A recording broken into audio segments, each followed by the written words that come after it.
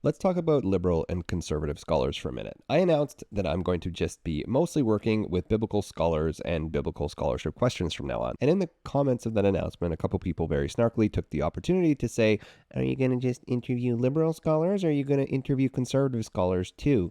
And this gave me a chance to think through something that I haven't really ever thought about as I have entered the other side of the quote unquote liberal scholar. Because remember, when I came into seminary, I was a quote unquote conservative and not a scholar yet, but I was on my way to becoming a quote unquote conservative scholar. And then I became a quote unquote liberal scholar. And now, sitting on the other side of this divide, are there liberal and conservative scholars? As I think about this, I think it's actually a false dichotomy. And I actually think it was invented by people with ideological commitments to the study of the Bible. So here's how it works. For example, if I look at the book of Daniel, scholars agree the book of Daniel was written, let's say in the 160s, around the time of the Maccabean revolt, around the time of the famous instance where King Antiochus IV sacrificed a pig in the altar in the Temple of Jerusalem. That's when the book of Daniel was written. And we can tell because that's actually the period the book of Daniel was the most interested in. And scholars have always given it this dating, but even recently there was an announcement that they're using AI to, I think it's carbon dating. I think it's like a form of, is it carbon dating? Anyways, they're using AI now to add another level of dating. That's bringing the book of Daniel. Again, like they said, it brought it even older. They brought the book of Daniel even older than what we thought it was. In terms of like the manuscripts of it. And all that meant was that took it back to the beginning of the 2nd century BC. So basically this Daniel fragment in question from Qumran was actually from the time scholars have always said the book of Daniel is written, which is like the 160s. So what happens when we look at the book of Daniel? The book of Daniel is ostensibly a book full of prophecy. And I mean, I remember reading the book of Daniel when I was younger and thinking like, holy crap, this was written in Babylon. This book of Daniel prophetically lays out the coming kingdoms of the world, from the Babylonians to the Persians to the, who else is there? The Achaemenids. Is that right? Persians, Achaemenids. To the Greeks. And then obviously, some will argue to the Romans. I don't think the Romans are in the book of Daniel. So when I was younger, my tendency would be to say, well, conservative scholars see the book of Daniel as being written somewhere in the 6th century BC, and liberal scholars see the book of Daniel as being written, during the Hellenistic period. Now, the implication there for me was liberals are bad, conservatives are good. But the other important implication there was that I would say, well, as a conservative, I am going to take prophecy as a consideration because I think that prophecy happens. And the reasons why liberals won't even open this door is because they don't believe prophecy could have happened. And if prophecy can't happen, then you inevitably have to date this at the time when the prophecy came true. But if prophecy can happen, then we can actually trust that the Bible is written when it seems to be written. This book of Daniel is written when it seems to be written. It's written in the 6th century BC. And this kind of approach, it's obviously a lot more stark in this example, but this kind of approach is what sort of begins to manufacture this idea that there are liberals and conservatives. There are liberal and conservative scholars. And conservative scholars are ones in this idea, this kind of approach, conservative scholars are the ones who will consider prophecy, consider miraculous things, consider the resurrection, consider things like that. Liberal scholars are just like skeptic assholes who basically don't trust anything and always want to take a purely rationalist, purely materialist, purely naturalist approach to history. Now that, I want to argue, is a false dichotomy, because if we look at that question of, let's say, the book of Daniel, sticking with our example, if I'm going to call myself a scholar, and if I'm going to consider that the book of Daniel was written through a miracle that accurately predicted the next 300 or 400 years of human history, and I can use that as a historical guide. The problem is the people who want to make that argument wouldn't give that kind of credibility to any other historical source that deals with the miraculous. So they wouldn't look at, the stories of Muhammad, for example, in the founding of Islam and say like, oh, well, there's a miracle there. They wouldn't look at other texts. I looked at a lot of Greco-Roman religions. They wouldn't take any of these religious claims seriously. They want to take their religious claims seriously. They want to take their prophecies seriously. So they're not looking at the prophecies of the oracles of Delphi and say like, you have to keep an open mind because some of these came true. They wouldn't even look at extra biblical prophecies. And if you look at things like the Sibylline oracles, we have like Christian Jewish traditions of prophecies as well, that they wouldn't consider. So in the dichotomy I kind of explained earlier, we might look at that and say, okay, a conservative scholar is one who is open to, theological or divine intervention in history. But that's not the case. People aren't looking at divine intervention in all these other places and saying like, oh, this other non-canonical book was written by the inspiration of God, or these other prophecies predicted the future. If this were our definition of a conservative scholar, somebody open to divine intervention in history, the problem is they don't actually apply that methodology anywhere else. It's divine intervention in my story, by my interpretations, in the way that I approve of, and nothing else. So it's not a methodology that considers the divine in history, it's a methodology of presupposition. So contrary to the idea that liberals are just skeptical and that conservatives are willing to consider the miraculous or consider the supernatural as like a historical like grounding, contrary to that idea, what you actually have in that Book of Daniel example is what we would call special pleading, because you actually have people who have decided that in this case, we should consider the supernatural. In this case, I want there to be a miracle there. My beliefs dictate that the Book of Daniel should have been written by a miracle, and it's usually because of a modern presupposition. Usually as a starting point, the Bible is infallible, the Bible is special. Even if you don't believe in infallibility, maybe you believe that, some kind of divine inspiration or authorship, so that you believe that you need to take the supernatural seriously. But if you're going to do that as a historical method, you would have to consider that every single ancient source that considers supernatural things, that those things should be true. And this is inherently the problem with this type of approach, is that often in biblical studies, conservatives will be labeled as the people who are open to the supernatural, and the liberals will be labeled as the people who are not. It's not a perfect dichotomy, but often I think that's the way that the people that I was raised around thought about this problem, that conservatives were the ones who recognized that God could be guiding this. Now, that's fine as a theological question. This is a theological conversation. If you want to have that conversation, that's okay with me.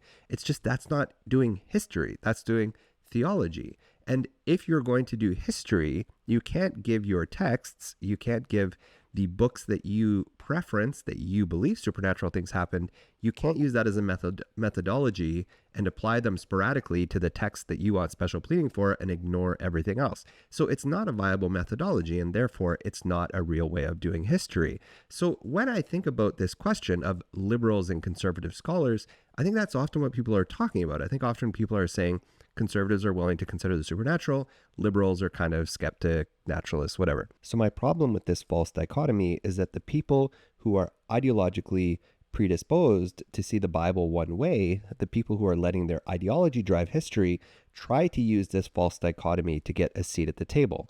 So that if you say, well, we can date the Gospels after the fall of the temple, because if Jesus knew about the fall of the temple and the Gospels seem to know about them, then we know that gives us a terminus post antiquam. Am I saying the right one? Terminus post quam?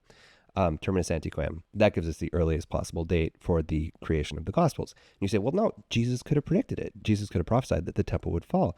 Okay, you can say that. Sure, that's a theological argument. It's not a historical argument. And you wouldn't give any other ancient figure that type of authority. You're going to give it to Jesus. So again, you're not doing scholarship, you're doing theology. So the problem is that people who are ideologically motivated want to get a seat at the table for their beliefs. And I call these people often apologists, that people who have started with the end in mind and are looking at history to try to justify their pre-existing beliefs, try to get their beliefs try to make their beliefs seem completely rational by just being one of two sides of a coin. You're either liberal or conservative. We happen to be conservative. The problem is that's not conservative scholarship. That's just ideology. It's just apologetics. So if your definition of conservative scholarship is, for example, somebody who's going to start with a modern presupposition that the Bible is the inerrant word of God and bend over backwards to find the justification for that modern belief, this is not scholarship. This is apologetics. Okay, now let me say this though,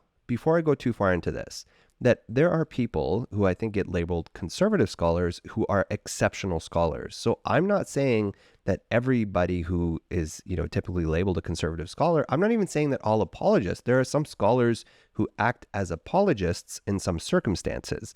There are some scholars who get up on stage and, quite frankly, in my opinion, lie to people about, things like biblical inerrancy, who have exceptionally good credentials, who could outscholar me in whatever their field of discipline is. Because the question is not, are you liberal or conservative? The question is, can you approach a historical question as objectively as possible? Now, we all have some biases, of course, and maybe that's, if there is a liberal conservative dichotomy, maybe that's where it is. So maybe, like, for example, some liberals might, if we look at things Jesus said, some liberals might be more predisposed to say like, oh, well, that, Jesus didn't actually say that. That's, complete fabrication. And some conservatives might say, let's give the historical source the benefit of the doubt and say that, the historical Jesus actually said those words. That's actually a conversation I'm willing to have. I'm totally willing to have that conversation. I'm not willing to have a conversation driven by ideology. And I know the lines aren't really always clear. Like, I know often these lines are fuzzy, but I respect scholars regardless of quote unquote ideology, regardless of faith backgrounds, regardless of, what institution they teach at. I respect scholars who will approach hard questions with the best that they have and do their best to put their own presuppositions aside and really wrestle with the question. And for that reason, quote unquote conservative scholars often do like incredible work. And I would love to have a lot of those types of scholars who do things like textual criticism or who like have done really deep language study, really incredible philologists.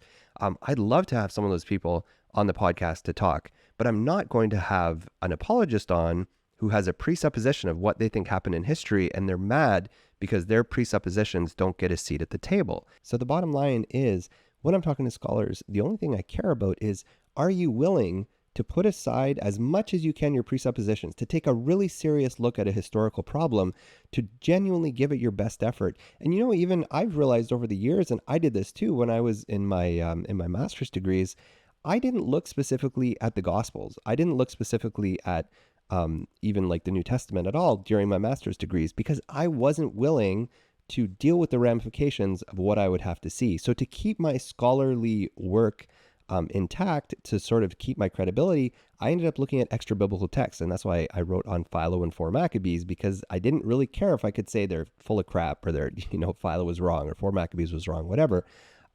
It gave me the freedom to do that work that at that time I couldn't have done with, say, the Gospels. And there's still a lot of people who do this. There's a lot of people who just I'm not going to study the resurrection, for example, not me, but some people will say, I'm not going to study the resurrection if I have sort of faith claims around it. I'm just going to leave that, and I'm going to go work the heck out of what Paul thinks of justification. I mean, even that's maybe complicated, but I'm going to go work the heck out of like the Dead Sea Scrolls, or I'm going to go work the heck out of the Hebrew Bible or whatever.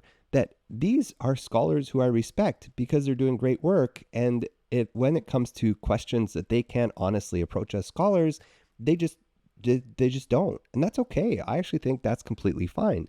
We all have to make these kind of decisions when we're handling religion, when we're handling studying something that is deeply personal to many of us. We have to make the decision of what we're comfortable saying. Now, I'm pretty comfortable kind of asking any questions about anything, and that's why I've done things on like, for example, like Christianity, copying from other resurrections, for example, things like that. So I'm definitely open to asking any question, but I'm not only looking for scholars who quote unquote agree with me, I'm looking for scholars who are the best at what they can do.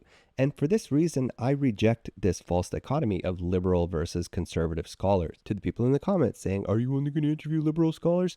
No, I'm going to interview the best possible scholars I can find on any given question. And I'm going to reject people who approach questions with presuppositions about what they believe to be true.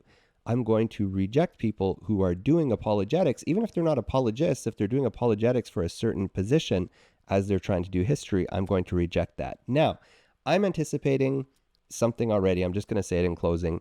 The lines are exceptionally muddy. And at the end of the day, I'm making these decisions. So I'm choosing who I want to talk to. I'm choosing who I want to platform. And I don't have a huge platform, but I'm choosing who I want to talk with. And that's like, at the end of the day, that is just my decision. But I'm not really that concerned about ideology. I'm not really that concerned about where people go to church. I'm not really that concerned about whether you fall into this imaginary bubble of liberal or conservative, as if that's even a real thing. I'm just concerned about whether you can approach a historical question as objectively as possible, do the best work in your field. Those are the biblical scholars I want to talk to. I hope that's helpful. I hope it's interesting. Push back if you want. I'm expecting a little bit because there's some fuzziness here. I'm just, I'm doing the best I can. It's hard to completely kind of dictate, kind of explain this stuff, but I'm doing the best I can. So hope it's helpful. If you haven't yet, please do subscribe to the channel because obviously I'm talking about a lot of this kind of stuff. Thank you so much for taking the time to be here. I'll see you next time.